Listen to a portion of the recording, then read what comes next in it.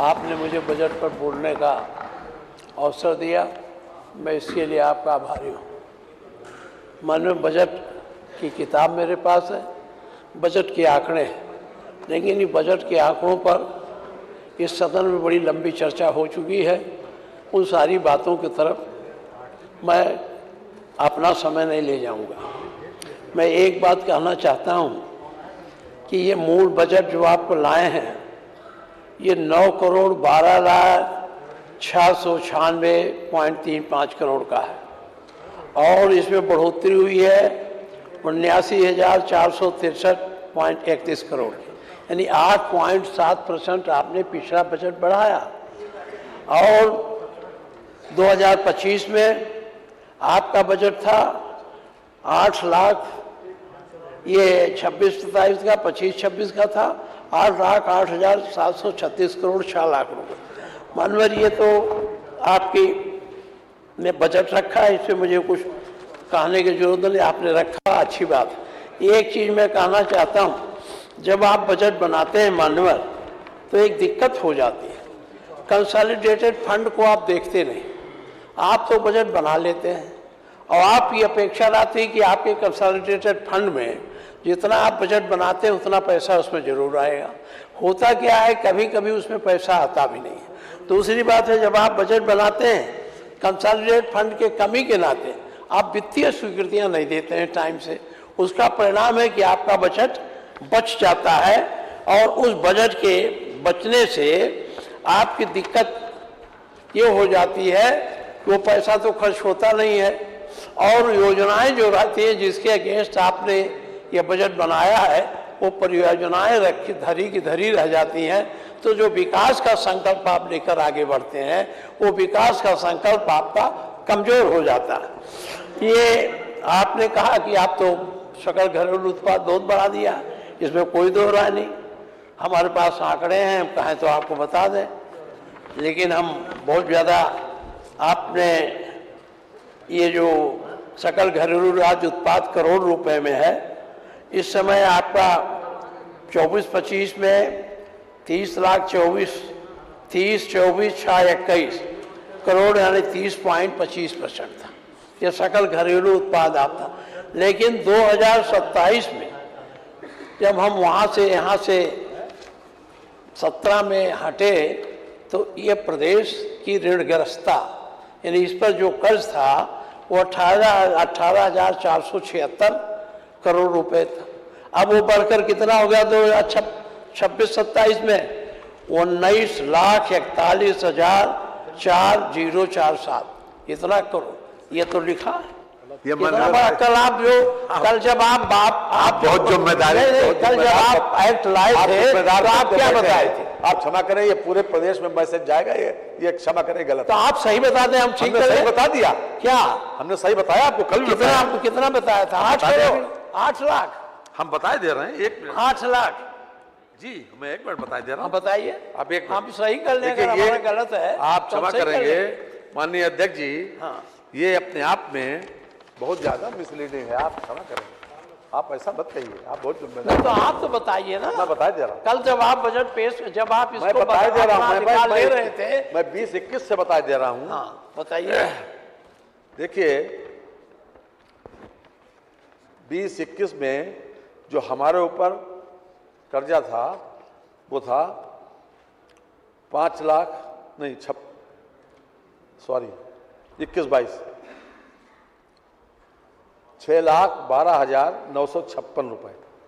अब 26-27 में 26 और 22-23 में ये बढ़कर 6,62,316 हुआ। 23-24 में 7,67,872 हुआ और 24-25 में मान्यवर 8,01,130। ये है 24-25 में ना? जी जी। मैं 26-27 का कह रहा हूं। 9 लाख रुपए, 9 लाख रुपए से कर्जा हमारे ऊपर ज्यादा नहीं है मान्यवर।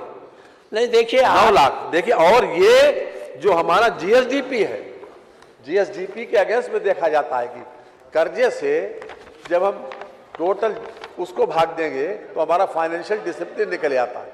और किसी भी हालत में 9 लाख रुपए का कर्जा हमारे पर है, लेकिन चूंकि हमारी आर्थिक स्थिति प्रमोट हुई है, आर्थिक स्थिति बढ़ी है, वही तो हम आज कर्जे की किस्त, आप फिर मान लिए कि नहीं, कर्जे की किस्त और कर्जे का ब्याज देने में हम सक्षम है, और वो सरकार जो कर्जे की किस्त और कर्जे का ब्याज देने में सक्षम है वो सबसे अच्छी मानी जाती है। ठीक ठीक। आज हमने कोरोना काल में भी योगी सरकार में वेतन ले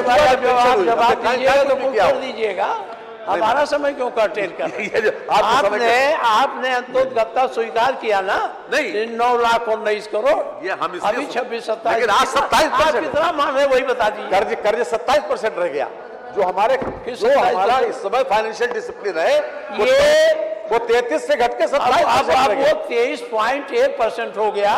आपकी ऋणग्रस्ता पाले की हमारी ऋणग्रस्ता 23.1%। इन टोटलिटी में देखिए सर, जो 33% किस समय में जितना था बताओ ना, आप बता दीजिए, हम आपकी बात मान लेंगे। आप जो बता दीजिए हम मान लेते हैं, हमारे पास आंकड़े नहीं। देखिए 30% उनके समय में आपके जमाने में लगभग 34% था, 34% से घटकर इतने हम आए हैं, अब 27% रह गया। आज की तारीख में ये 27% है हमारे पास। हमारे टोटल जो हमारा वो है डेप्ट, वो 27% है हमारे पास, और उसको 23 तक लाना है, और इसको आगे के लिए हमने 23 तक उम्मीद, इसी वित्तीय वर्ष हम जो अनुमान लगाया हमने 23% का, ये हमने किया है। 34% से 27% रहा, ऋणग्रस्ता कम करने की बात हमने नहीं। ये अब आप हमको भी कहा ले, देखिए ऋणग्रस्ता से काहे जरा चिढ़ जाते हैं। ऋणग्रस्ता तो आप कहते हैं ऋणग्रस्ता से हम विकास करते हैं, ऋण लेके विकास करते हैं, तो आप और ले लीजिए, हम कहाँ कहते हैं। इस बात को स्वीकार करने में आप क्या क्या दिक्कत होती है। आप अंतोगत्ता घूम के फिर 9 लाख पर आ गए, 9 लाख करोड़ पर, इधर से उधर हमको इतने देर डिस्टर्ब किए। माननीय वित्त मंत्री जी, आपने नेता प्रतिपक्ष आपने कल एक एक्ट पास कराया अनुशासन का, कि हम जो है किसी भी मूल्य में सकल घरेलू उत्पाद से 30% से अधिक कर्जा नहीं लेंगे। ये आपने कल पास कराया यही। अच्छा, इसी तरह से आपने ये पास कराया अपना राजकोषीय घाटा, वो तो पहले से 3% से ज्यादा सकल घरेलू उत्पाद से, तो मैं कह ही रहा हूँ, कहाँ मैं कह रहा हूँ। और आपका जो सकल ये 26-27 में, 16-17 में, छोड़िए आपको राजकोषीय घाटा बताएं, 17-18 में 42,967 86 रुपये से बढ़कर 2026-27 में राजकोषीय घाटा हो गया 1,18,480 करोड़। है कि नहीं है? है ना? सही, ये तो नहीं गलत है ना? ये पूरे जीएसडीपी का 2.898 है, 2 पॉइंट कम है, नहीं तो आप 3 पार कर जाते। ये मैं आपको नहीं बताता हूँ। आपने प्रति व्यक्ति आय में कही है, प्रति व्यक्ति आय आपने आपकी बताया 1,20,000 हमारा हो गया, लेकिन वो ठीक है। और प्रदेशों को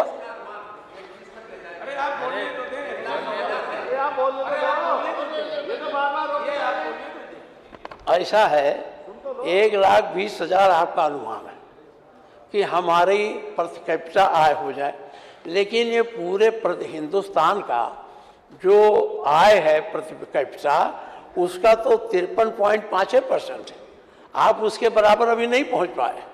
तो आप मान रहे नहीं पहुंच पाए, लेकिन तब का इतना ढिढोरा पीट रहे हैं, बहुत हो गए, तरक्की कर गए, आय बढ़ा दिया, पता है, आप खुद स्वीकार कर रहे हैं। ठीक है, मैं आपको डिस्टर्ब नहीं करूंगा।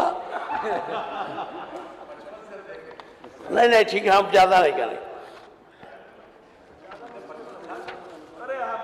अब वो सकल घरेलू राज बताने में बहुत समय लगेगा, उसको ज्यादा नहीं। लेकिन एक चीज आपको बता दें, सकल घरेलू उत्पाद में कर्नाटक तो हमसे थोड़ा 1 लाख करोड़ कम हो गया है, लेकिन तमिलनाडु हमसे ज्यादा है, महाराष्ट्र हमसे ज्यादा है। आप तीसरे नंबर, आप अरे हम इंटरप्ट करेंगे तो आप कैसे बोलेंगे? 2 प्रदेशों से आप तीसरे नंबर पर आ गए। पिछली बार आपने बताया था कि तीसरी बार पहले बताया था, लेकिन कर्नाटक की आय उस समय ज़्यादा थी, कर्नाटक का घट गया, आप 1 लाख करोड़ बढ़ गया, तो आप पूरे हिंदुस्तान में अब तीसरी शक्ति हो गए। जब आप तीसरी शक्ति हो गए तो विकास काम भी ज़्यादा होना चाहिए। हम लोग माननीय मुख्यमंत्री जी, हमारा जो समाजवादी पार्टी का बजट था वो 3 लाख करोड़ कुछ था, लेकिन हम लोगों ने कितने काम किए? हम लोगों ने उसे बहुत काम किया। अब उस कामों की सूची हम नहीं देंगे, क्योंकि आप यहाँ तो जो बोलने खड़े होते हैं वो वही 12-13 से शुरू करते हैं, ये नहीं किया वो नहीं। लेकिन आपको बताओ, उस पैसे में इकाना जैसा स्टेडियम बना, इकाना उसी में बना था।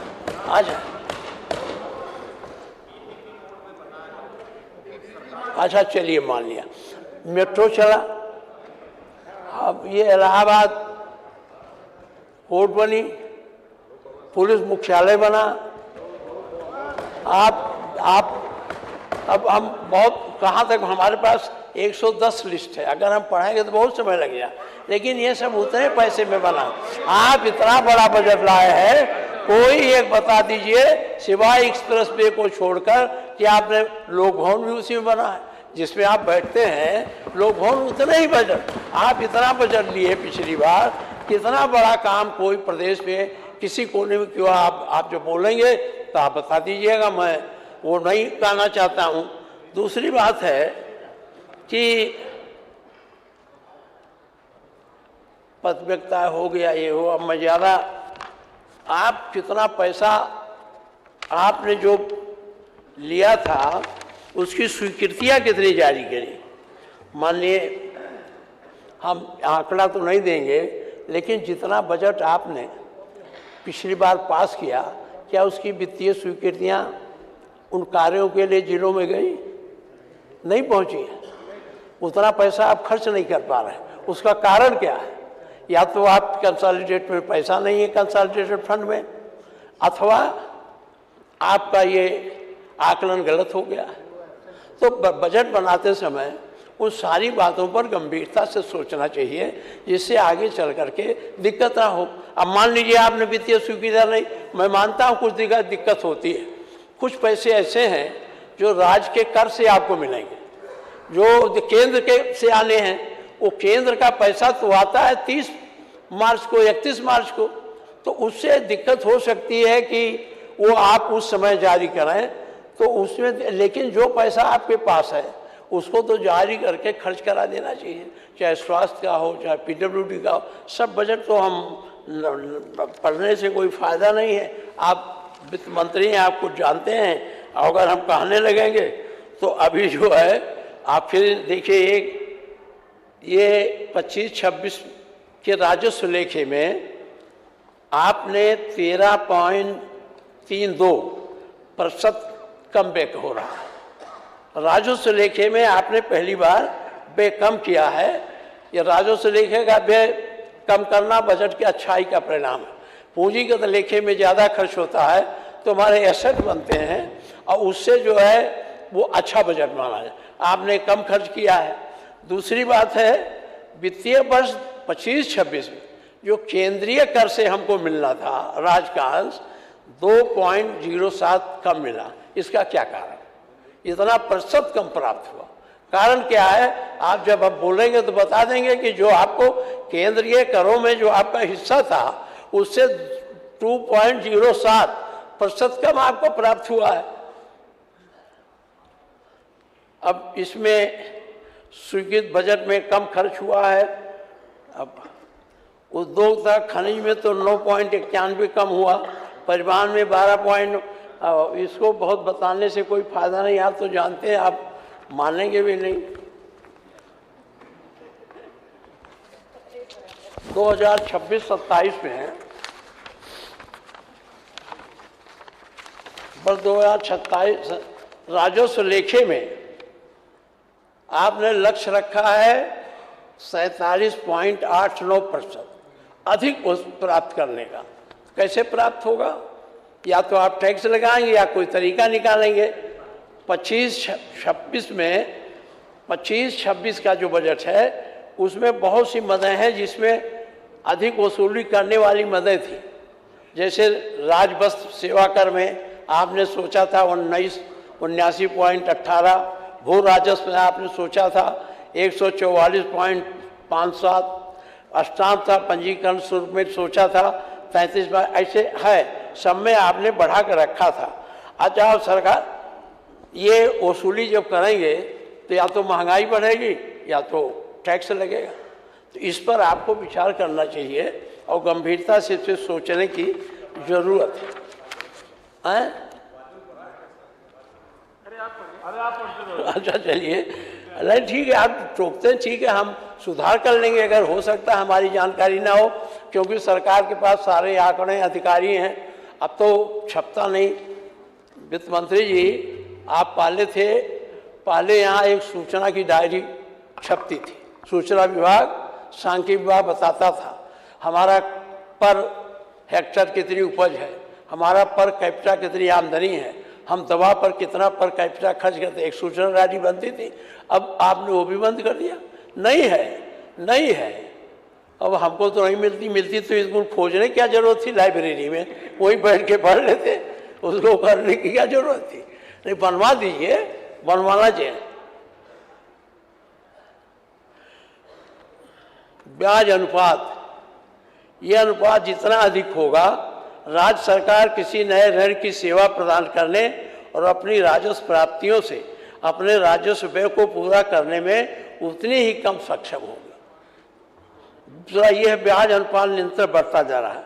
24-25 में 9.6% था, 25-26 में 10.4% रहने का अनुमान है, 26-27 में 9.2% का अनुमान है ब्याज का।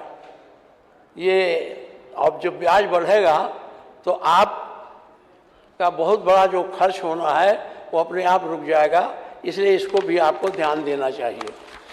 अब मैं 2-3 बातों बजट पर फिर मैं एक बात कहता हूँ। माननीय मुख्यमंत्री जी जब आज बजट भेजते हैं, हम लोग गदगद हो जाते हैं कि बजट आ गया, मेरी सड़क बन जाएगी, और 12-1 बजे बाद जब इंजीनियर से पूछते हैं कहते बजट वापस हो गया। उसका कारण क्या है, आप जीरो बजटिंग कर देते हैं। वहाँ होना भी चाहिए, हम नहीं, पहले ये व्यवस्था थी, हालांकि मैं ही उसमें जिम्मेदार हूँ। माननीय तिवारी जी मुख्यमंत्री थे, मैंने उनसे लड़के को, हम पहले ये होता था बजट आया, अगर नहीं खर्च हुआ उसका तो दिक्कत ये होती है वो पैसा जाए कहाँ। तो पहले तिवारी जी थे मुख्यमंत्री, तो उन्होंने पर्सनल लेजर अकाउंट बनवाया था और उसमें डाल देते थे और पैसा पड़ा रहता था, 2 लाभ होता था। एक तो आपकी ट्रेजरी हाई रहती थी, जब ट्रेजरी हाई रहती थी तो आप रिजर्व बैंक से आपको पैसा बराबर मिलता रहता था।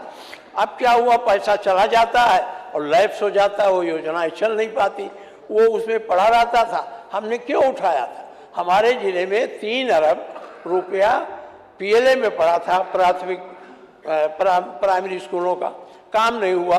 मैं बहुत लड़ा, फिर ये प्रश्न अध्यक्ष जी ने प्रश्न और संदर्भ समिति को सौंप दिया, फिर तिवारी जी मान गए कि ठीक है पीएलए में जमा करेंगे, लेकिन 1 महीने बाद उस पैसे को निकालकर हम उन कामों पर खर्च करेंगे जिसके लिए स्वीकृत अभी है नहीं, पैसा जाता है चला आता, काम होता नहीं। तो इस पर आपको ध्यान देना चाहिए कि बजट वापस लाओ, किसी भी तरीके से बजट वापस होता तो आपका विकास रुकता, आपकी योजनाएं रुकती हैं, आपका जो संकल्प है वो संकल्प कमजोर होता है। इसलिए मैं आपसे निवेदन करता हूं इस बजट के बारे में इसको सोचें और किसी भी तरह से जो पैसा जाए फिर रात में वापस ना आवे, उस काम के लिए रखा जाए। ये बजट नहीं होगा, बहुत हो गया है, और खन्ना जी तो कुल पढ़े ही हैं, इनको बताने की कोई ज़रूरत ही नहीं है। मैं एक बात आपसे कहना चाहता हूँ मान्यवर, अब मैं दूसरी तरफ बढ़ता हूँ। देखिए, स्वास्थ्य मंत्री भी बैठे हैं। मानव जीवन की 2 चीज़ें बहुत आवश्यक हैं, चिकित्सा और शिक्षा। ये दोनों मानव जीवन के विकास को पराकाष्ठा पर ले जाते हैं, और इस पर अगर आप अधिक ध्यान नहीं देंगे तो ज्यों के त्यों रह जाएंगे। हम बजट पर बहुत ज़्यादा बात नहीं करते, कितना आपको मिला कितना नहीं मिला, लेकिन एक बात कहेंगे, जो प्राथमिक स्वास्थ्य केंद्र हैं या जो सामुदायिक स्वास्थ्य केंद्र हैं या आपको जो जिला अस्पताल हैं, जो मेडिकल कॉलेज हैं, इसमें जिस तरह की दवा की व्यवस्था होनी चाहिए वो नहीं हो पा रही है। आप सामुदायिक स्वास्थ्य केंद्र पर तो आपने ट्रस्ट की व्यवस्था करा दी है, हमारे अस्पताल में भी है, क्योंकि उत्तर प्रदेश में 1-2 स्वास्थ्य केंद्र जब सामुदायिक स्वास्थ्य केंद्र बने थे, रमाशंकर कौशिक जी स्वास्थ्य मंत्री थे तो उनसे मांगकर एक अपने लिए ले गए थे, ये वो हमारा सबसे बड़ा पुराना था। अब तो बिल्डिंग भी गिरा के नहीं बनने जाए, वहाँ है, लेकिन अगर स्वास्थ्य इसमें डॉक्टर नहीं उपलब्ध हैं, आपको सर्जन नहीं मिल रहे हैं, ऑपरेशन करने वाले नहीं मिल रहे हैं, और आपने ये यूक्रेन से और मास्को से और जहाँ से पढ़ के लड़के आए हैं उनको आपने अभाव में नहीं, आपके MBBS मिले लखनऊ के, कानपुर के, आपने उनको रख लिया। मैं उनकी योग्यता को नहीं चैलेंज करता हूँ, लेकिन वो लोग उतने परिपक्व नहीं है। हमारे मेडिकल कॉलेज में जाता हूँ तो हम देखते हैं यूक्रेन वाले और ये सब वहाँ हैं। तो ये आप जो एक जिले में एक ही अस्पताल मेडिकल कॉलेज बनाइए, जिला अस्पताल है, अब तो हर जिले में मेडिकल कॉलेज, उसको इतना परिपूर्ण करना चाहिए जहाँ से लोगों को लौटना न पड़े। अब होता क्या है, मुख्यमंत्री जी आपका सबसे पुराना मेडिकल कॉलेज है, मैं उस मेडिकल कॉलेज में स्वास्थ्य मंत्री के रूप में भी गया हूँ, वैसे भी गया हूँ। अब होता क्या है, अगर प्राथमिक स्वास्थ्य केंद्र द्वारा रेफर कर दिया जिले पर, जिले माने मेडिकल कॉलेज में, तो ठोंक बजा के लिख देते हैं गोरखपुर मेडिकल कॉलेज जाओ। अब वो बेचारा लाते फाने मेडिकल कॉलेज जाता है, अब मेडिकल कॉलेज से फिर वो लिख देते हैं PGI जाओ, अब फिर वो भागता वहाँ से PGI आता है, PGI बता दिया मेरे यहाँ जगह ही नहीं है। तो इस प्रकार की जो प्रवृत्ति बढ़ रही है डॉक्टर लोगों की, अब गोरखपुर तो इतना पुराना मेडिकल कॉलेज है, वहाँ तो अच्छे डॉक्टर होंगे, वो क्यों रेफर कर देते हैं? इस पर मैं आपसे ये आग्रह करता हूँ, इसको आप देखें, ये रेफर करने वाली पर पार्टी खत्म हो। दूसरी बात, आप यहाँ भी कुछ संविदा पर हैं, आउटसोर्सिंग हैं, तो बेचारे क्या करें, वो तो रोज़ हमसे मिलते ही हैं। अब हमारे यहाँ एड्स की देख रेख के लिए आपने कर्मचारी रखे हैं संविदा पर। होता क्या है, जब उनके अधिकारी नाराज हो जाते हैं तो पद से उनका निकालते हैं रिजल्ट और उनको बाहर कर देते हैं। तो ये जो संविदा कर्मी हैं स्वास्थ्य में, तो कम से कम संविदा कर्मी न रखें। अब मेडिकल कॉलेज में संविदा कर्मी, पैरा मेडिकल सब संविदा पर आएंगे तो उतनी कायदे से काम नहीं करेंगे, परिणाम क्या होता है, भ्रष्टाचार आ जाता है। अब देखिए, जो संविदा कर्मी एक्सरे के लिए है, जरा सा झगड़ा हुआ फौरन आदमी पहुंच जाता 325 बनाने के लिए। अब वो क्या करते हैं, यहाँ एक बाल रख देंगे और इसके बाद चाहे टूटा हो चाहे ना टूटा हो, एक्सरे बना के दे देंगे, रुपया ले लेंगे। तो अगर अस्थायी कर्मचारी रहेगा तो दबाव में रहेगा, वो डरते नहीं है। इसलिए मेरा आपसे आग्रह है स्वास्थ्य विभाग में कम से कम आउटसोर्सिंग और संविदा के कर्मचारी न रखिए, और चाहे जहाँ रखिए, क्योंकि ये हमारे जीवन और उसका संबंध है। इसमें इसके नाते ये होगा कि हम जो है कम से कम हमारा स्वास्थ्य ठीक रहेगा। दूसरी बात है कि आप यहाँ अब डॉक्टर तो है नहीं, मेडिकल कॉलेज आपने तमाम खोल दिया। हम आपसे रिक्वेस्ट किए, वहाँ बेहोशी वाला डॉक्टर नहीं था, ऑपरेशन कैसे हो, तो आपसे जब कहा तो आपने एक किराए का मंगा दिया, परमानेंट नहीं भेजा। वो सबके यहाँ पैसा लेके करते थे, वो आ गए। तो इस सब एक ही इस कॉलेज को, अब कितनी भीड़ है लोहिया में, कितनी भीड़ है मेडिकल कॉलेज में, अगर ये हमारे जिला अस्पताल या जिले के जो मेडिकल कॉलेज हैं ये अगर बढ़ें तो यहाँ आने की जरूरत नहीं है। पहले हमारे यहाँ कोई बीमार होता था तो उसकी फाइनल दवा मेडिकल कॉलेज गोरखपुर में होती थी, लखनऊ नहीं आना पड़ता था।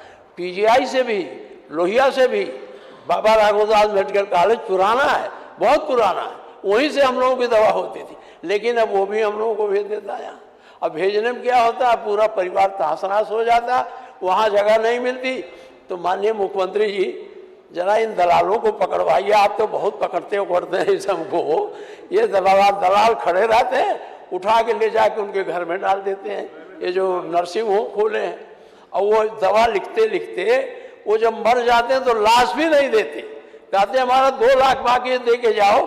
तो कम से कम इन अस्पतालों को भी आप चेक करिए कि कितना। आपने बताया था आप आयुष्मान कार्ड की आप जांच करा लें तो ये जो हैं छोटे अस्पताल, वो सबसे ज़्यादा एक बार एक आदमी लेके आता है, चाहे जो बीमारी हो, 5 लाख खर्च कर लेते हैं। वो बेचारा भाग के लौट के चला जाता है हमारे पास। हमने कहा पैसा खत्म हो गया, पीजीआई ले चलो। तो आपने हम लोगों को दिया तो उसमें तो कुछ दे देते हैं, लेकिन इस व्यवस्था को आप ठीक करिए जिससे ग्रामीण आदमियों को, गांव के रहने वालों को भी सुविधा मिले। गांव का आदमी लखनऊ आता है तो घर बेच के आता है, खेत बेच के आता है। सबसे 2 चीज़ें जो हमारे लिए सबसे सुलभ होनी चाहिए, शिक्षा, स्वास्थ्य, ये दोनों महंगी हो गई हैं। जब से WTO लागू हुआ तब से तो दवाएं इतनी महंगी हो गई हैं। 5 रुपया लेके जाइए, घर भर की दवा लाइए। अब घर भर की दवाई नहीं मिलती है। तो मैं आपसे आग्रह करता हूँ कि ये इसमें करिए। और जो आपने बुनियादी, कितनी अच्छी बात समाजवादी पार्टी की सरकार ने किया था, उसकी प्रशंसा नहीं करते।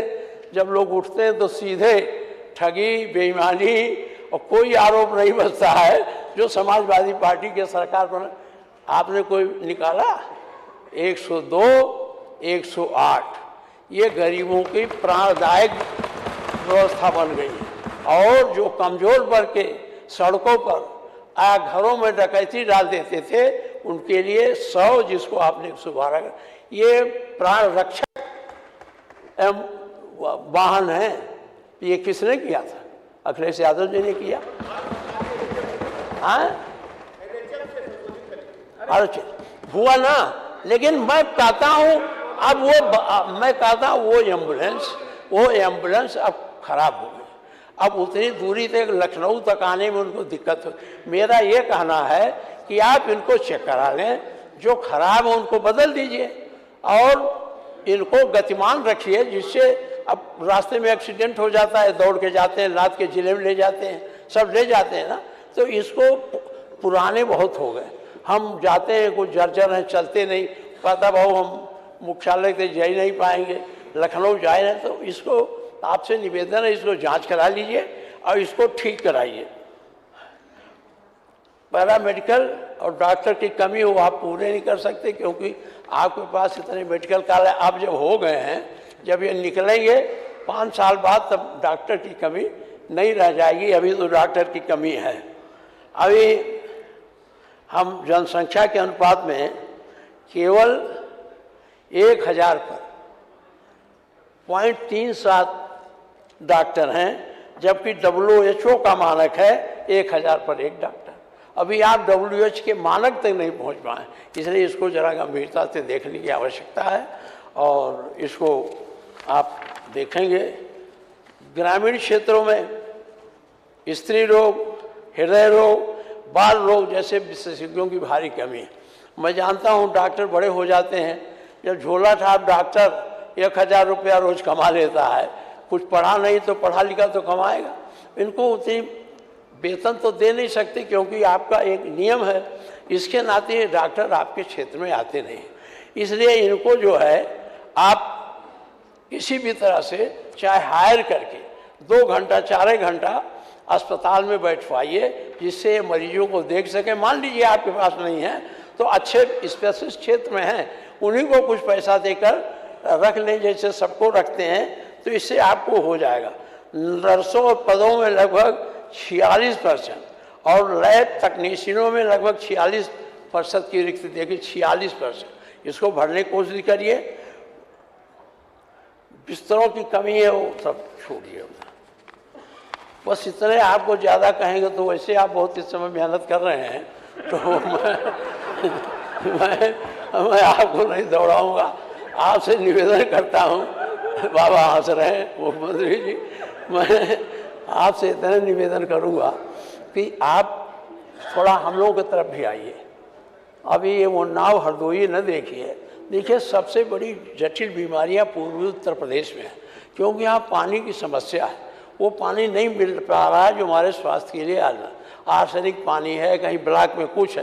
तो वहाँ थोड़ा एक बार आप दौरा कर लेंगे और सिटी स्कैन और ये आप एमआरआई तो आप सामुदायिक स्वास्थ्य केंद्र पर कुछ पहुंचा दिए हैं, इसको सब जगह पहुंचा दीजिए। ये मैं हमारे यहाँ कुछ है, इसलिए मैं झूठ नहीं बोलता ना, मैं झूठी आलोचना करता हूँ, मेरी आदत नहीं है।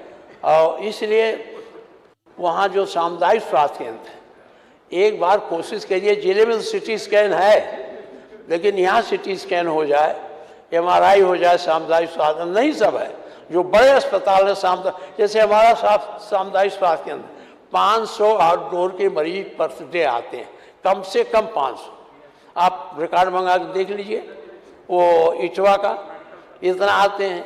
मेडिकल कॉलेज में भी आप देखिए, मेडिकल कॉलेज में कुछ ठेके पर हो गया, हमारे यहाँ के भी कुछ लोग ठेका उसमें लिए हैं, ये एक्सरे का, तो मैं उसमें नहीं कुछ कहता, ये है जब नहीं संसाधन उतरे हैं तो आप कहाँ से लाइएगा। अब इसलिए आपसे स्वास्थ्य के बारे में इतना मुझे कहा। अब मैं आता हूँ शिक्षा पर। शिक्षा में शिक्षकों की भारी कमी है। अभी मंत्री जी के एक जवाब में आया था, प्राथमिक शिक्षा, अगर प्राथमिक शिक्षा बढ़िया नहीं होगी तो उच्च शिक्षा कभी अच्छी हो नहीं सकती।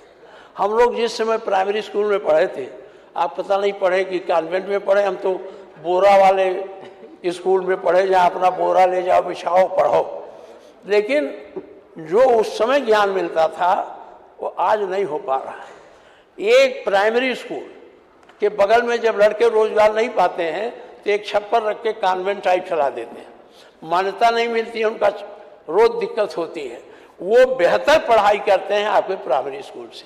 आपने अब कंपोजिट विद्यालय खोला है, लेकिन वो भी 2 ही खोला है जिले में कंपोजिट विद्यालय। अब मुकाबला करना पड़ता है, तो ग्रामीण स्तर का बच्चा, जो पिछड़े वर्ग के लोग हैं, गरीब लोग हैं, जो इन स्कूलों से पढ़ के आते हैं, इन कॉन्वेंटी स्कूलों से जब उनका मुकाबला पड़ता है तो कमज़ोर हो जाते हैं। तो आप कहते हैं इनका नंबर ही नहीं आया, नौकरी कहाँ से, पढ़ने की सुविधा देंगे नहीं और नौकरी में कहेंगे इनका नंबर नहीं आया। इसलिए इस व्यवस्था को थोड़ा सुधार करिए। क्यों आप 70,000 देते हैं, कभी कोई प्राइमरी स्कूल का टीचर 1 लाख पाता है, वो 1 लाख पाता है, 3-4 हज़ार वाले लड़के इतना बढ़िया पढ़ाते हैं, क्यों नहीं पढ़ाता। आपने शिक्षा, खंड शिक्षा कहाँ है मंत्री जी? नहीं है। खंड शिक्षा अधिकारी रखे गए हैं, उनकी देख रेख के लिए रखे गए हैं। तभी हम तो परेशान थे, मैंने बड़े मेहनत से जाके छुट्टी पाए, सब पश्चिमी उत्तर प्रदेश के लोग, और नोएडा, सहारनपुर, गाजियाबाद, पूरे हमारे सिद्धार्थनगर में पहुंच गए थे। बड़े अच्छा लड़के पहुंचते, लड़कियां पहुंच गई थी, परेशानी थी। तो मंत्री जी से कहा, बाबा जी ने कुछ रुके, वो चले गए वहाँ। अब वो जगह रिक्त है। हमारे गांव में भी एक शिक्षा मित्र है, हमारे गांव के स्कूल में नई मास्टर हैं। अब मंत्री जी से कहता हूँ तो कहते हैं हमारे पास शिक्षक बहुत भरे पड़े हैं। अभी आपने अपने जवाब में ही बताया परसों 6,000 शिक्षक खाली। तो जब तक प्राइमरी बुनियाद नहीं ठीक हो गई तब तक उच्च शिक्षा आप बेहतर नहीं कर सकते हैं। और उच्च शिक्षा हमारे इन्वेंशन के लिए, हमारे आविष्कार के लिए, हमारी संस्कृति को, हमारी धरोहर को, हमारे ज्ञान को ऊर्जा देने के लिए आवश्यक है। तो ये बच्चे वहाँ जाके नहीं पढ़ पाते हैं। इसलिए माननीय मंत्री जी, मैं आपसे कहता हूँ आप भी दौड़ा करिए किसी प्राइमरी स्कूल में, 5 हैं तो 3 आते हैं, और खंड शिक्षा अधिकारी से मिल जाते हैं, वो 3 दिन नहीं रहेंगे। तो इस पर जरा आपको ध्यान देना है। और दूसरी बात है, जब प्राथमिक से हम पास करके मिडिल में जाते हैं तो मिडिल की व्यवस्था ठीक करनी चाहिए। जब आदमी मिडिल, जिसे आप जूनियर हाई स्कूल कहते हैं, जूनियर हाई स्कूल तक अगर अच्छी शिक्षा मिल जाएगी तो आपको मैं बताता हूँ आगे चल करके लड़के कभी ड्रॉप आउट क्यों होता है। ड्रॉप आउट आपको दिखा दे तो आप वो हो जाएंगे। ड्रॉप आउट ये माध्यमिक स्तर पर बच्चों में स्कूल छोड़ने की दर अधिक है। लड़कियों के मामले में यह दर लगभग 15% है। ड्रॉप आउट हो जाते हैं, छोड़ देते हैं। कारण क्या है? उनका मन लगता नहीं। अच्छा, वो सोचते हैं रोजी रोटी मिलेगी नहीं, वो अपना रिक्शा चलाने चले जाते हैं, बम्बई चले जाते हैं, अहमदाबाद। तो इसको अगर बेहतर करेंगे तो गरीबों के लड़के भी पढ़ लेंगे। अब हम लोगों की भी हैसियत ऐसी नहीं है कि हम उसमें सिटी मान सिस्टम पढ़ावें, एक लड़के की फीस इतनी है। अच्छा, एक चीज़ और करिए माननीय मुख्यमंत्री जी, कानून बनाकर इन जो कॉन्वेंट या इस तरह के स्कूल हैं जहाँ 5-5 लाख 20-20 हज़ार पर मंथ फीस लेते हैं, कानून बनाकर इनको रोकिए, इनको एक सीमा तक लाइए। जब तक कानून नहीं बनेगा, मानने वाले नहीं हैं ये उसको व्यवसाय समझनी है, शिक्षा को आय का साधन समझनी है। और जब तक आय के साधन से इनको अलग नहीं करिएगा तब तक शिक्षा बढ़िया आपकी हो नहीं सकेगी। इसलिए ऐसे लोगों को आप घेरे में, ये कौन है स्कूल है, ये जयपुरिया है, ये कौन है, फलाना है, जयपुर आपको बताया नहीं, जयपुरिया वाला मुझे बुला ले गया कानपुर अपने स्कूल के उद्घाटन में। तो हमने पूछ लिया गरीब लड़के को कितना फीस लेते हो, क्यों इतना लेते हो? वो नाराज हुआ, तब से हमको बुलाया भी नहीं। कहा कि आप आए हैं हमारे स्कूल की वो देखने आए कि आए हैं बच्चों को संबोधित करने। तो ये है, आप गोरखपुर में है नहीं, कारमेल वोरमेल है नहीं, तो ये ऐसे नहीं जाएगा। वो संविधान के अधिकार का जिन्हें अपनी जो कॉन्वेंट या स्कूल चलाने का अधिकार उन्हें मिला है कि वो अपने हिसाब से स्कूल चलाएंगे, उसका दुरुपयोग करते हैं, लाभ उठाते हैं। आपकी लखनऊ यूनिवर्सिटी लेती है फीस थोड़ा, एक आप गलगोटिया पूछ लीजिए कितना फीस है, तो अपने खोज रहे हैं, पता नहीं कहाँ कुत्ता कि हमने बनाया है, आ गया जाए। यही सब यूनिवर्सिटियाँ हैं। जब इनको यूनिवर्सिटी बनाने का विधेयक आया था तो खड़ा होकर मैंने विरोध किया था, ये सब मत करो। ये जितने आप यूनिवर्सिटी दिए जा रहे हो, ये शिक्षा के विस्तार के लिए नहीं है, इन पूंजीपतियों को बढ़ाने के लिए। इनकी पूंजी बढ़ेगी, उससे शिक्षा कम बढ़ेगी, ये इनकी पूंजी ज़्यादा बढ़ जाएगी। इसलिए मैं आपसे एक निवेदन करता हूँ कि एक कानून बनाइए। हम तो अब समय नहीं है, मैं प्राइवेट बिल लाता, बल्ब गिर जाता कोई बात नहीं, लेकिन एक बिल बनाकर एक औसत स्कूल जो हैं उनकी फीस आप निर्धारित कर दें। हम जब ये यूनिवर्सिटी बिल आता था, मैं संशोधन कर देता था कि आप तो सब रहेंगे, लेकिन राज्य कर्मचारी एक रजिस्ट्रार सरकार का रहेगा, फाइनेंशियल अधिकारी सरकार का रहेगा। राकेश दत्त त्रिपाठी हमसे कहते कौन यूनिवर्सिटी चलाएगा, आप कौन संशोधन ले आए हो? हमने कहा भाई, जब खाली पैसे कमाना है, शिक्षा का महत्व नहीं रह जाएगा, गरीब कहाँ पाएगा? दो मुकाबला हो रहा है, एक बड़ा शिक्षा, एक छोटा शिक्षा। बड़ा शिक्षा वाला IAS, छोटा शिक्षा वाला रिक्शा चालक, टेम्पो चालक। ये दो प्रकार की संस्कृति क्यों पैदा की जा रही है? इसमें कानून बना के आपको इसको रोकने की आवश्यकता है। ये मेरी आपसे गुजारिश है। अभी तो छोड़े, मैं एक बात और कहूँगा, और वो तो उच्च शिक्षा मंत्री जी नहीं हैं। मान्यवर यूनिवर्सिटियों का जो हाल है अब कहाँ रह गया? यूनिवर्सिटियाँ, इलाहाबाद यूनिवर्सिटी अधिकारियों का पैदा करने का कारखाना था, आज कहाँ रह गया? आज हमारे प्रदेश के लड़के जो या तो GNU में पढ़े हो या IIT में पढ़े हो, वही से बड़ी उसमें परीक्षाओं में IAS, IPS, IRS में आ रहे हैं। ये क्यों नहीं आ पा रहे? इन यूनिवर्सिटियों को हो क्या गया? पैसा वही दिया जाता है, लड़के वही हैं, तो इनका गुणवत्ता क्यों कम हो रही है? पहले इतनी गुणवत्ता थी, बताया मैंने। इलाहाबाद में जो पढ़ता था, ये सोचता था मैं IAS बन के आऊँगा, PCS बन, आज कहाँ चला गया ये गुणवत्ता कहाँ गई हमारी यूनिवर्सिटियों की? इस गुणवत्ता को उच्च शिक्षा मंत्री जी, माननीय मुख्यमंत्री जी, आपके पास बड़ा काम है, लेकिन शिक्षा ठीक रखिएगा तो आपकी सरकार भी व्यवस्थित चलेगी, लोग समझदार रहेंगे। एक भी खोज बता दो आपके यूनिवर्सिटियों में। PhD ले आते हैं किस पे? PhD लाते हैं इकोनॉमिक्स में, PhD लाते हैं हिस्ट्री में, PhD लाते हैं हिस्ट्री में।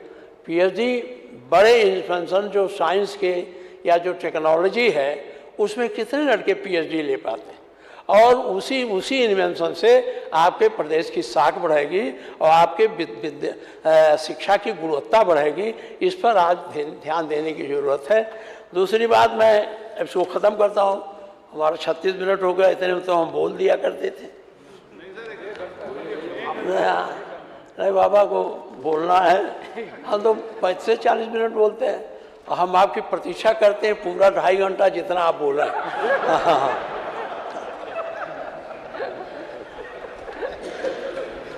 मास्टर, ये बेरोजगारी पर काफ़ी बात हो गई है, मैं उस पर ज़्यादा नहीं कहूँगा।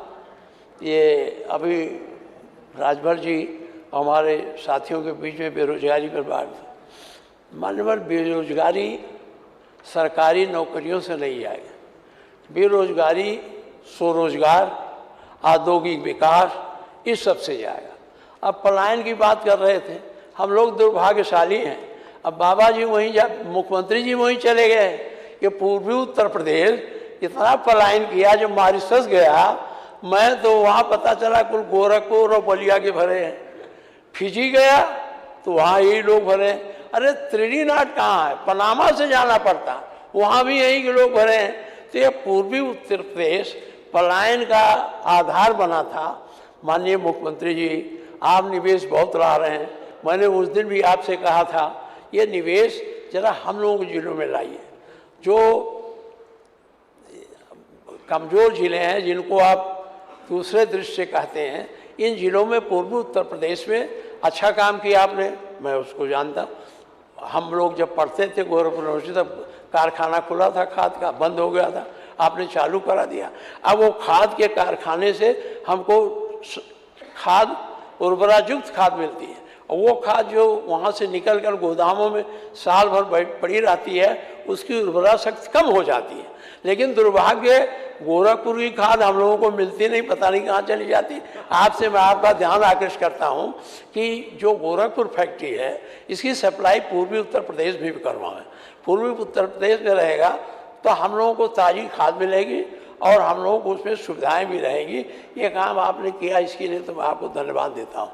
ये काम इसी तरह से पूर्वी उत्तर प्रदेश में जो हमारा हथकरघा था खलीलाबाद में, आप जानते हैं सब मंडल में, गोरखपुर और बस्ती मंडल में सबसे ज़्यादा बुनकर थे।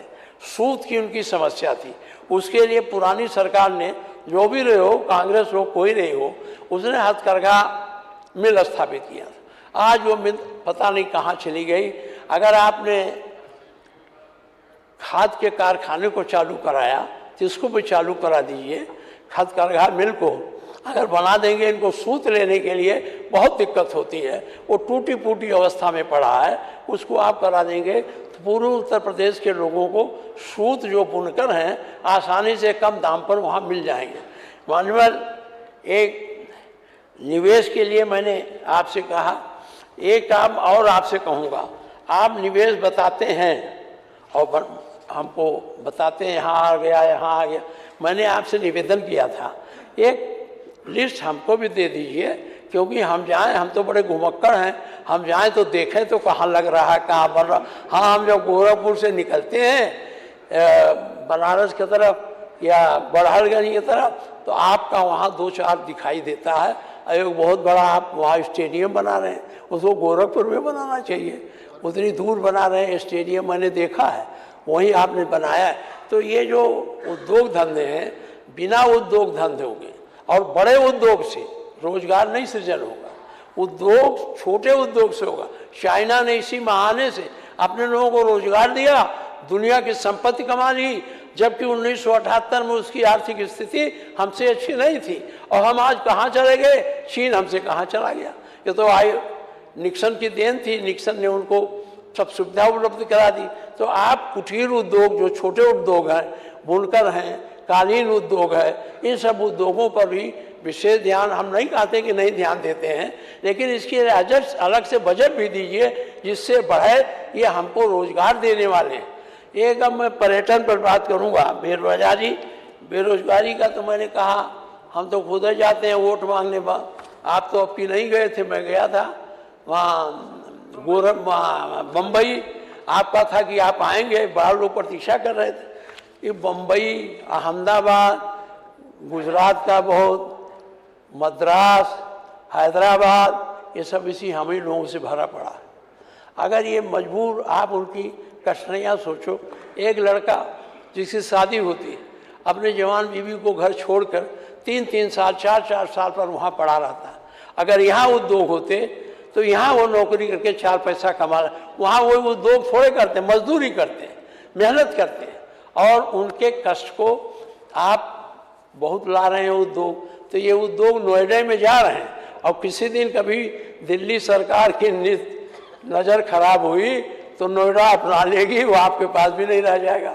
मुझे बहुत शंका लगती है जब नोएडा जाता हूँ कि ऐसा ना हो ये प्रधानमंत्री जी की नज़र पड़ जाए, क्योंकि आप लोग एक है इसलिए नहीं पढ़ेगी, अगर कोई दूसरा होता तब पढ़ भी सके।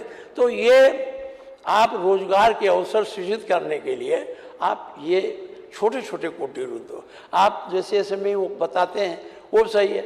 अब आप कहते हैं हम बहुत अच्छा काम आपने किया। मैं 5 लड़कों को लेके बैंक में गया कि भाई माननीय मुख्यमंत्री जी का है, आपने कुछ दिया है कि नहीं? हम नहीं दिया। तो हमने कहा इनको दे दो, तो ये कहे कि हम दे देंगे। तो लड़कों को भेजा, कहा जाओ उद्योग से कुछ लाओ। तो ठीक है, उद्योग से ला। अब वो गांव के लड़के उद्योग क्या जाने, अब वो गांव में गाय है, भैंस है, यही कुल, और वो तो कुछ। हमने कहा कि गाय का दूध लाओ और वो बनाओ, पनीर बनाओ और पनीर बेचो। मैंने 5-7 लड़कों को जो पढ़े लिखे थे तैयार किया। बैंक लोन नहीं दिया, कहा पनीर के लिए लोन नहीं है, आप कोई उद्योग लगा। तो कौन उद्योग लगा पाएंगे? इस पे आप दीजिए। अगर कोई एग्रीकल्चर बेस्ड उद्योग लगाता है, करना चाहता है, तो बैंकों को कहिए कि वो उनको भी लोन दें। अब मानवर न्याय व्यवस्था जब सुदृढ़ होगी तब कानून व्यवस्था अपने आप सुदृढ़ हो जाएगी। आपकी न्याय व्यवस्था में जजों की कमी है। ये दिनांक 1/2/24 को सिविल जज जूनियर डिवीजन के सेशन की 1203 थी, जबकि सिर्फ 821 जज ही कार्यरत थे। 382 रिक्तियाँ अवशेष थी। 2025 में लगभग 140 सिविल जज जूनियर डिवीजन प्रमोट होकर के एसीएम हो चुके। इस तरह आज की तिथि 522 रिक्तियाँ सिविल जूनियर जज डिवीजन की हैं। 222 के बाद अभी तक एक भी विज्ञापन नहीं निकला। तो अगर ये लड़के जो लॉ वाले हैं या जो वकील हैं जो इंटरेस्टेड हैं, हम लोगों से मिलते हैं, अगर इनको आप बढ़ा देंगे, ये अभी फिर आपको मैं दिखाता हूँ। हायर जुडिशियल सर्विस में सैंक्शन स्ट्रेंथ है 1960, वर्किंग स्ट्रेंथ है 1270, वैकेंसी है 420। सिविल जज सीनियर डिवीजन स्ट्रेंथ है 805, वर्किंग है 575, वैकेंसी है 230। सिविल जज जूनियर डिवीजन 1203, 821, 382। मैं इसलिए इसको कह रहा हूँ कि ये 2 काम हो जाएगा। अगर आप इसका जब आप पद रिक्त है तो पद रिक्त के अपेक्ष भी मंत्री जी बजट बनाते हैं कि नहीं बनाते हैं? जो पद नहीं भरा है उसको भी तो बजट में व्यवस्था करते हैं कि नहीं करते? और वही बजट बढ़ जाता है तो आप कहते हैं हमने घाटा पूरा कर लिया। ये भी एक होशियारी है। तो इनका जब बजट है तो माननीय मुख्यमंत्री जी आप इसको लोक सेवा आयोग को लिख के इसको करा देते, भर जाएंगे तो कोई दिक्कत नहीं होगी। हाईकोर्ट तो लड़ बढ़ करके अपनी जगह बना लिया, अभी भी कम है, लेकिन इनको कोई पूछता नहीं, इनकी कोई आवाज़ नहीं उठती है। हमारे पास आए थे सब लड़के, तो मैंने कहा अच्छा मैं माननीय मुख्यमंत्री जी से कहूँगा, इसलिए मैं ये प्रश्न आपके सामने रख रहा हूँ। एक बात और है, हम लोगों ने जब राजस्व संहिता बनाई, शिवपाल जी थे, मैं भी उसमें था, उसमें एक व्यवस्था किया था। आप तो इधर मुस्कुरा रहे हैं, हंसिए, प्रसन्न होना भी चाहिए। उससे झंझावात बहुत है। एक चीज़ मैं कहना चाहता हूँ माननीय मुख्यमंत्री जी कि जो ये हुआ था मुकदमा तहसीलों में और जिलों में, आप हाई कोर्ट में कम लोग जाते हैं, लेकिन तहसील और जिला ये 2 आप ठीक कर दीजिए तो आपकी सारी आधी समस्या कानून व्यवस्था की ठीक हो जाए। झगड़ा उसी से होते हैं, वो कानून उसमें वही नहीं है, अतिरिक्त न्यायाधीश नहीं है, कम है, एक है, पूरे जिले भर में 5 तहसील देखते हैं, एक दिन यहाँ आते हैं। तो इनका पीसीएस में भर्ती करवा के इनको पूरा या प्रमोट कर दीजिए। 33% तो तहसीलदार से प्रमोट होते हैं, प्रमोट करके इन मुकदमों को कम कराइए। बहुत मुख्यमंत्री आप धरातल के ऐसा तो है नहीं कि नहीं देखे हैं, आप सब घूमे हैं। तो ये जो तहसील है और ये जो जिला कचहरी है, ये सबसे ज़्यादा परेशान करने वाला है गांव के लोगों को। झूठे दरखास्त देते थे, आप बैनामा किया, एक जाकर दरखास्त देगा वजूदारी, अब आपका लटक गया। तो इस सब प्रतियों के लिए अधिकारियों की ज़रूरत है, तो इन अधिकारियों को आप बढ़ाएं, ये मैं आपसे गुजारिश करता हूँ। माननीय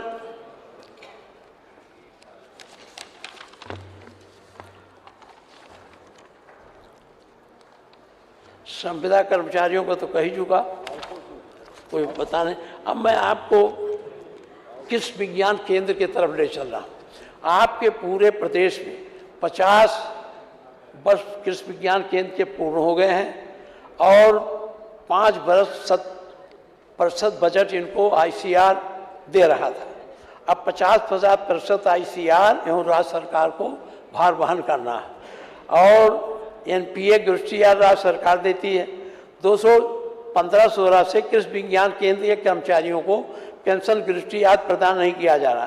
कृषि विज्ञान केंद्र के वैज्ञानिकों की सेवानिवृत्ति आयु 62 के घटाकर 60 कर दी गई, जबकि अन्य प्रदेशों में 65 से 62 है। ये कृषि विज्ञान केंद्र हमारे यहाँ है और वो आचार्य नरेंद्र देव यूनिवर्सिटी से संबंध है। माननीय भानु प्रताप सिंह जी थे, भारतीय सरकार में कृषि मंत्री थे, तो उन्होंने इसको खोला था। ये लोग वहाँ इनको, हमारी जब सरकार थी तो इनको 50-60 एकड़ भनवापुर में इनको उनकी ज़मींदारी का सीलिंग में निकला था, इनको दिला दिया गया था। वहाँ ये खेती करते हैं, बीज पैदा करते हैं और लेकिन इनको वो सुविधाएं नहीं मिल पा रही हैं जो दूसरे और जिलों और प्रदेशों में हैं। इसलिए मैंने इनका आपका ध्यान इनके तरफ आकृष्ट किया।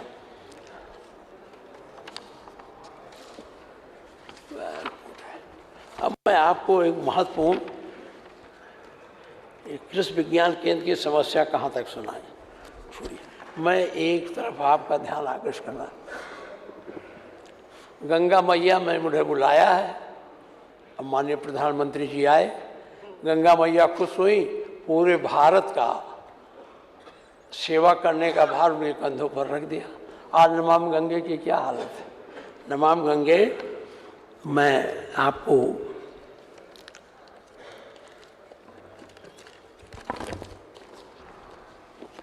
नमामि गंगे में 40,000 करोड़ का था और उसमें आपको 14,000 करोड़ आपने इस पुस्तक में लिखा, 13,000 करोड़ हम जानते हैं मिला। और आपकी जो परियोजनाएं थी वो अभी पूरी नहीं हुई। उन परियोजनाओं को पूरा करने की आवश्यकता है। अगर आप पूरा कर देंगे तो गंगा मैया शुद्ध हो जाएगी। आप जानते हैं गंगा न केवल हमारी नदी है, हमारे देश की जीवनदायिनी जीवन धारा है। मरते समय भी आदमी ये सोचता है कि मरते पहले एक बूंद गंगा जल मेरे मुंह में चला जाए और उससे हम जो है स्वर्ग प्राप्त कर लेंगे। अब गंगा की क्या हाल है, गंगा का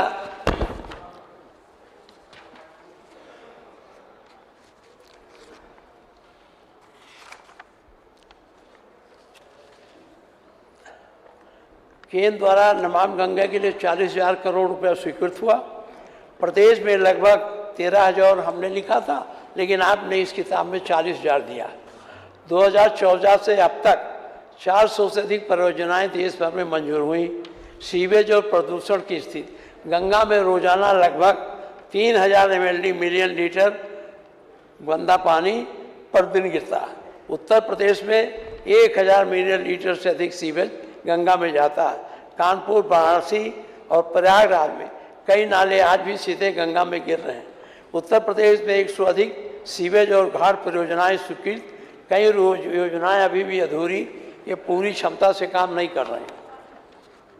कई स्टेप बनने के बाद भी सीवेज नेटवर्क अधूरा होने से लाभ नहीं मिल रहा। पानी की गुणवत्ता प्रदूषण, केंद्रीय प्रदूषण नियंत्रण बोर्ड के अनुसार कई स्थानों पर बीओडी मानक से अधिक पाया गया। कई जगह गंगा का पानी अभी भी स्नान योग्य स्तर तक नहीं पहुंचा माननीय मुख्यमंत्री जी, इसको आपको गंभीरता से सरकार को इसको देखना चाहिए। जिस गंगा ने आपको पूरा देश दे दिया, जिस गंगा ने पूरी सत्ता सौंप दी, और गंगा मैया आज इस गंदगी से बिलख रही हैं, उसको ठीक कराने की जिम्मेदारी, उसको साफ कराने की जिम्मेदारी सरकार की है। ये भी नहीं कि बजट नहीं, बजट है, केवल देख रहे नहीं है, सुपरविजन नहीं। सुपरविजन हो जाए तो ये ठीक हो जाएगा। इसलिए नमामि गंगे में मैं आपका ध्यानाकर्षण करता हूँ और चाहता हूँ कि इसको आप जो है चलावा देखें।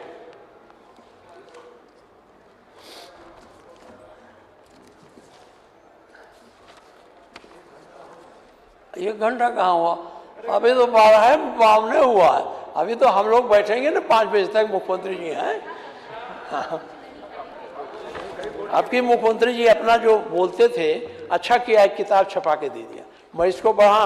अच्छा वो नहीं पाया हूँ, ये मिल गया, ये वाला, ये योजनाएं, बजट की योजनाएं आपने दे दी। ऐसे छपा के दे दीजिए तो आपको ज़्यादा बोलने नहीं पड़ेगा, हम लोग पढ़ लेंगे उसको।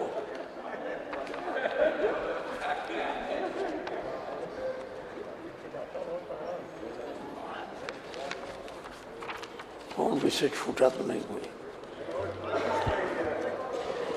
सिंचाई परियोजना पर मंत्री जी बैठे हैं।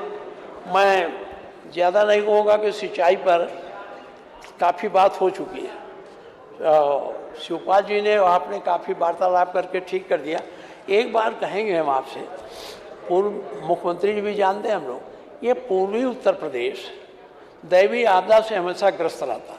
अगर बाढ़ नहीं आई तो सूखा आ जाएगा, और सूखा नहीं हुआ तो बाढ़ आ जाएगी, और बाढ़ में जो कुछ हम परिश्रम करते हैं सब बर्बाद हो जाता है 1 मिनट में। आपके तटबंध हैं। मैं आज यहाँ से मैं पूर्व सरकार के मुख्यमंत्री वीर बहादुर सिंह को आभार प्रकट करता हूँ कि उन्होंने हमारे क्षेत्र में बहुत तटबंध बना दिए थे, जिससे मेरे कुलगांव में अभी भी ऐसा है। आप देख रहे हैं शाहपुर और भोजपुर, आपसे जब मैं कहता हूँ तो आप में कोई कमी नहीं है। आपका चीफ इंजीनियर भी मेरे पास आ जाता है, असिस्टेंट इंजीनियर भी आ जाते हैं। मैं पूछता हूँ ये जो है कट, इसको बंद क्यों नहीं करती हो? जब पैसा है तो आपको इसको बंद करना चाहिए। पैसे की भी कमी नहीं बताते, कहते मेरे पास पैसा, काम हो ही नहीं रहा। किसान जमीन देने को तैयार है, वो जमीन दे दिया, और वो जमीन लेकर के भी वो बनाते नहीं। इसलिए मंत्री जी इसको पढ़ो, आपको दो। लेकिन आप कई बार भेजे, आपके चीफ इंजीनियर मैं लेके गया, क्यों नहीं बन पा रहा है ये? और उसके नाते आप जानते हैं, बाढ़ में जब आता है बाढ़, तो आप बता रहा हूँ मजबूर हैं वो लोग, और वो सब छत पर बैठते हैं। गरीब आदमी झोला झंडी लाद के कहीं ऊंचाई पर चला जाता है, और केवल 7-8 कट है, उसको आप भरा दें। वो इंजीनियर कहता मेरे पास पैसे की कमी नहीं, फिर क्यों नहीं बनाता? अब देखिए, एक गांव मेरे क्षेत्र में बेतनार कट रहा था, नदी वहाँ से 3 किलोमीटर चली गई, और इसने वो बना दिया डैम, वो कट रोकने के लिए बड़ा भारी। हमने कहा इसी पैसे से बना दो। तो थोड़ा आप इस पर ध्यान देते तो पूर्वी उत्तर प्रदेश सुधर जाता। दरअसल पूर्वी उत्तर प्रदेश से सभी नदियाँ नेपाल के रास्ते से आती हैं। नेपाल में पानी जब बढ़ता है तो हम पूरब के लोग डूब जाते हैं, और उस डूबने के नाते हमारी फसल चली जाती है। अब उसको पहले बड़ी योजनाएं थी, अब नहीं हो पाएंगी। भालू बांध परियोजना थी, जलकुंडी परियोजना थी, जो पंडित नेहरू के टाइम में बनाई गई, लेकिन नेपाल से सीधा हमारा संबंध नहीं हो पाया। मैं खुद गया था, शिवपाल जी को लेके गया था, मिनिस्टर है, वहाँ के अधिकारियों, अगर वो बन जाता। अब बाबा चाहें तो दोनों जगह के गुरु हैं, उत्तर प्रदेश के तो वही हैं, नेपाल के भी गुरु हैं। ये चाहें तो वहाँ राजा से, राजा तो अब है नहीं, अब तो दूसरे हैं। तो वो जब योजनाएं नहीं चलेंगी, जब तक उसको नहीं, तो बंधे से कब तक पानी रोकेंगे? बंधा तो काफ़ी अब पानी आएगा, कट जाएगा। एक चीज़ और कह करके आपसे अपनी बात बहुत ज़्यादा नहीं कहूँगा, ख़त्म करना चाहता हूँ। हाँ, रुको जी, अरे रुको भाई, माननीय जी, माननीय, अब अरे एक मठ बनाओ, आपको इसे पहनो, बस बड़ा भारी महंत हो जाओ, उसमें काम रहेगा, आपको अच्छा रहेगा। हाँ, लेकिन आप तो आर समाजी हैं, इसको तो मानते नहीं। अच्छा ठीक है, बना दे।